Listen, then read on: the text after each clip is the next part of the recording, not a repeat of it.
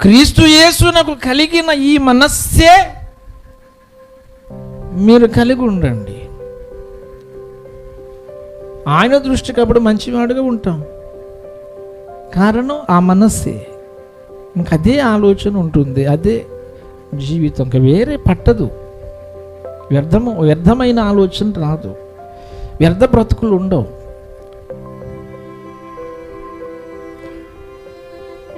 వ్యర్థమైపోయే లోకంలో వ్యర్థంగానే విశ్వాసాన్ని మనం కలిగి ఉన్నాం.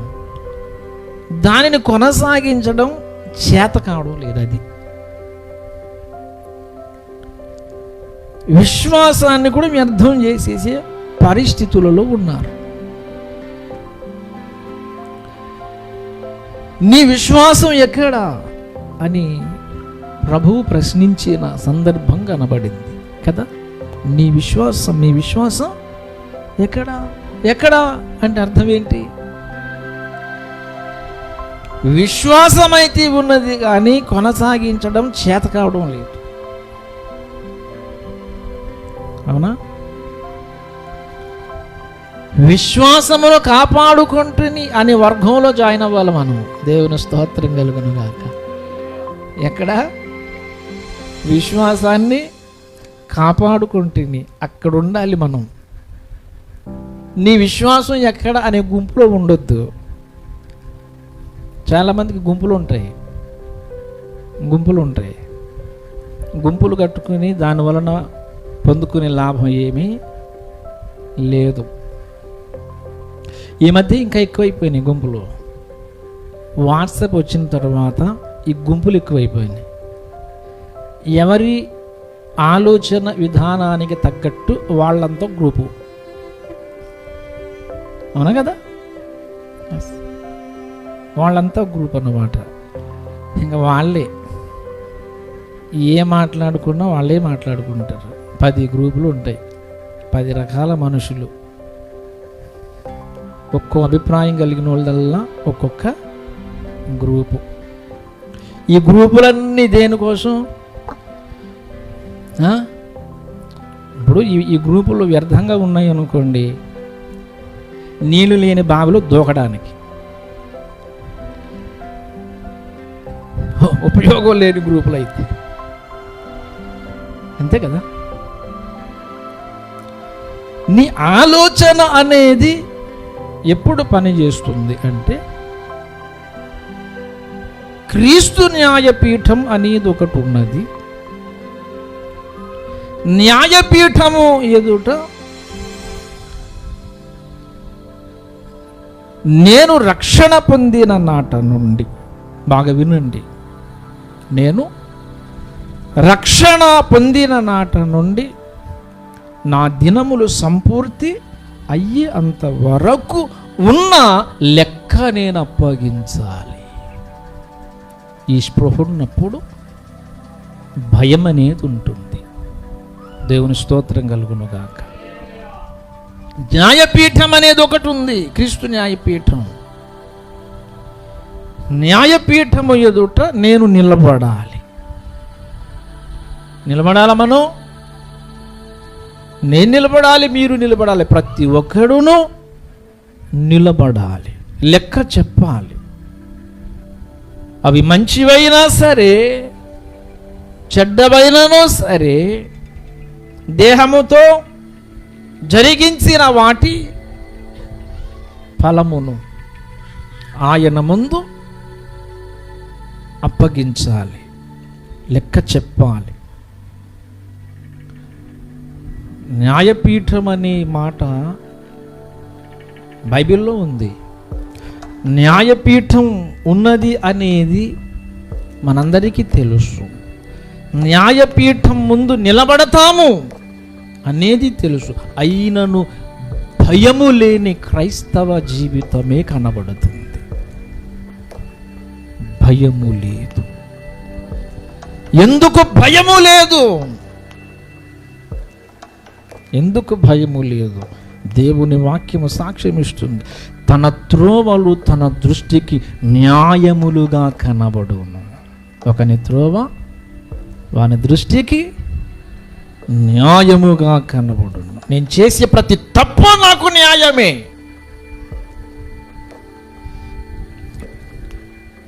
నేను మార్గము తప్పి తిరిగినా అది నాకు న్యాయమే.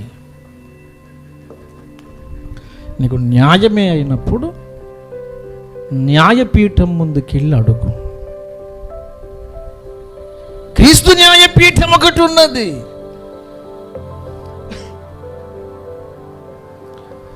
అందుకని బుద్ధిపూర్వకంగా దేవుని వాక్యాన్ని వినమని ప్రకటించేది.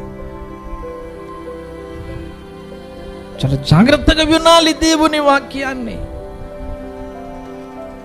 నీ ప్రతి ప్రశ్నకు సమాధానం ఉంది దేవుని వాక్యంలో.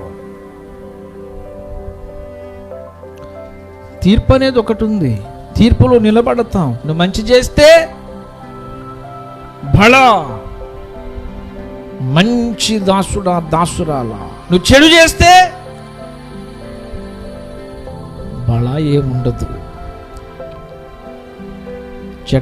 చెడ్డ దాసుడా చెడ్డ దాసురాలా. మంచి చేస్తే మంచి ఫలితం వస్తుంది, చెడు చేస్తే చెడు ఫలితం వస్తుంది. సర్వమును ఎరిగిన వాడాయన. నువ్వు దాచుకోవడానికి ఏముండదు. ఇప్పుడే ఆయన ఎదుట నీ ప్రతి పాపాన్ని ప్రతి దోషాన్ని నువ్వు కడుక్కోవాలి. దేవుని స్తోత్రం. పాపాన్ని దోషాన్ని కడుక్కోవాలి. కాబట్టి నా ఇష్టం వచ్చినట్టు విచ్చలివిడికి నేను పాపం చేసి నేను ప్రార్థన చేస్తానంటే ఎవరు వినేది? నీ ఇష్ట ప్రకారంగా నువ్వు స్పృహలో ఉండి నువ్వు పాపము చేసి ప్రభువా నన్ను కనికరించంటే దేవుడు ఎందుకు కనికరించాలి? రక్షణ పొందక మునుపు నీ పాపములు దోషములు దేవుడు పరిగణలోనికి తీసుకోడు.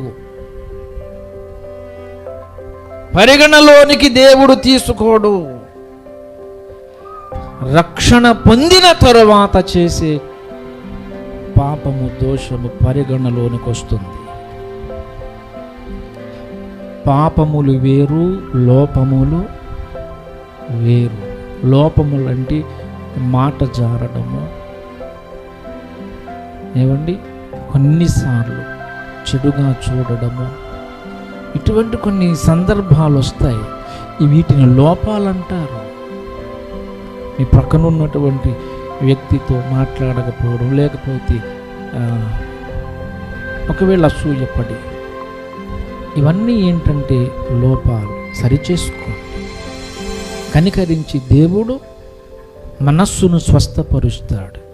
అంతేగాని నువ్వు పాపములు బరి తెగించి పాపములు చేస్తే దేవుడు ఎందుకు క్షమించాలి?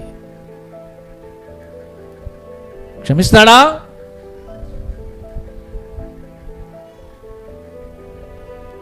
దేవుని వాక్యం ఏం తెలియజేస్తుంది? ఒక పాపాత్మురాలైనటువంటి స్త్రీని పట్టుకొని, చేతుల్లో రాళ్ళు పట్టుకొని యేసయ్య ఉన్న స్థలములోనికి ఈడ్చుకొచ్చి మోషే ధర్మశాస్త్రం ప్రకారంగా ఈమెను రెడ్ హ్యాండెడ్గా పట్టుకున్నాం, రాళ్లతో కొట్టి చంపాలి అన్నారా? ప్రభు చెప్పిన మాట, మీలో పాపము చెయ్యని వాడు మొదట రాయి వెయ్యండి, రాయి వెయ్యండి. పాపము చెయ్యనోడు ఎవడైనా ఉంటే ఆమెను రాళ్లతో కొట్టండి అన్నాడు. చిన్న పిల్లలు మొదలుకొని అందరూ రాళ్ళక్కడ పడేసి వెళ్ళిపోయారు. దేవుడు ఆమెను కనికరించాడు, క్షమించాడు. దేవుని స్తోత్రం.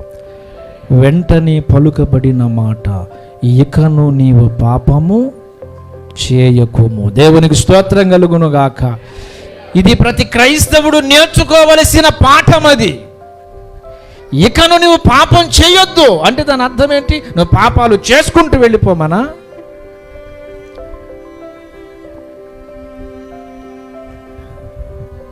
అందుకని విశ్వాసికి జ్ఞానము కావాలి, తెలివి కావాలి. వాక్యం వినండి వినరు, కాలక్షేపం చేస్తూ ఉంటారు, ఎక్కువ వినరు, కాలక్షేపానికి వస్తారు.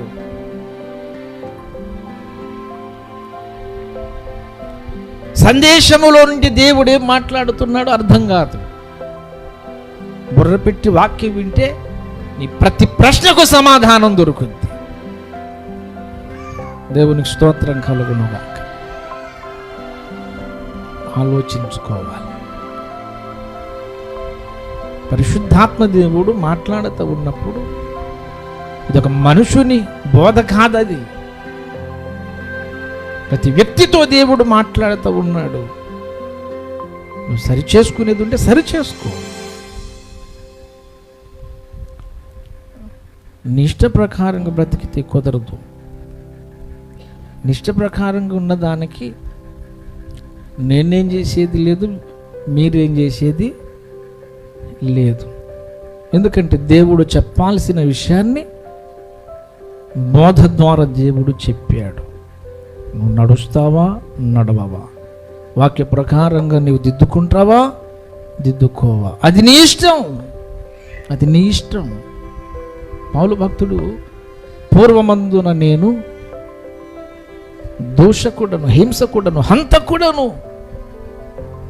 దూషకుడట, హింసకుడట, హంతకుడట. మరిప్పుడు పూర్వమందున మాత్రమే నేను దూషకుడను, హింసకుడను, హంతకుడను. మరిప్పుడు చెప్పిన మాట ఏంటో తెలుసా? ఇప్పుడు క్రీస్తునందు ప్రతి వ్యక్తి పరిశుద్ధుడు కావాలి, సంపూర్ణుడు కావాలి. దేవుని స్తోత్రం కలుగునుగాక. ముందలాగున్నాను, నేను కనికరించబడ్డాను. దేవుడు నన్ను కనికరించాడు, రక్షణ పొందాడు. రక్షణ పొందిన తర్వాత ఏం నేర్పిస్తున్నాడు? పరిశుద్ధతను నేర్పిస్తున్నాడు. పరిశుద్ధతను నేర్పించినప్పుడు నేర్చుకోకపోవడం నీ తప్పు.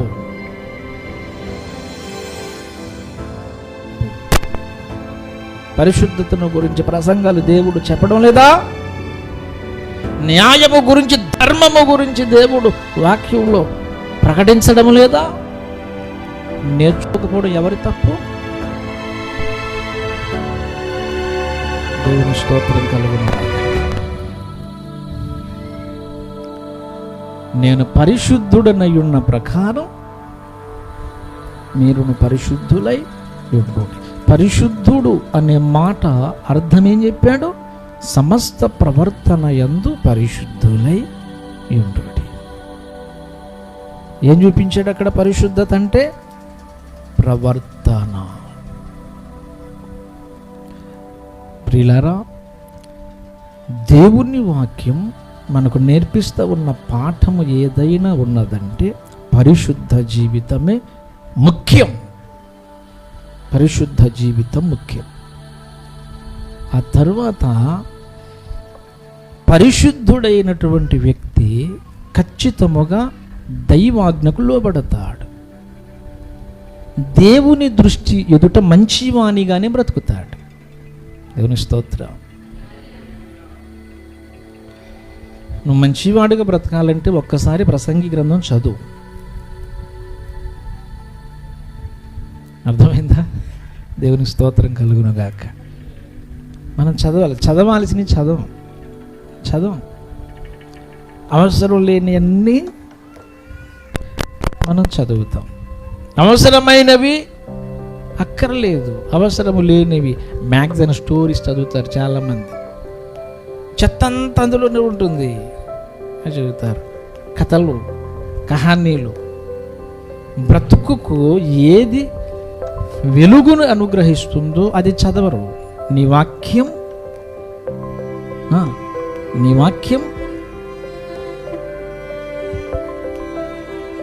అయ్యో 119వ కీర్తన 105వ వచనం, నీ వాక్యము నా పాదాలకు దీపమును. వాక్యాలు గుర్తుకు లేవు కాబట్టి మన బ్రతుకులు అలా ఉంటున్నాయి. అర్థమైంది? దేవుని స్తోత్రం కలుగునుగాక. నీ వాక్యము నా పాదములకు దీపం. అంటే అర్థం ఏంటంటే ప్రవర్తన అని. ఏమని అర్థం?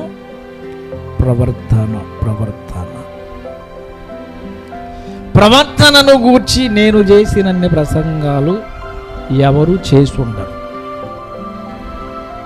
చూసుకోండి మీరు.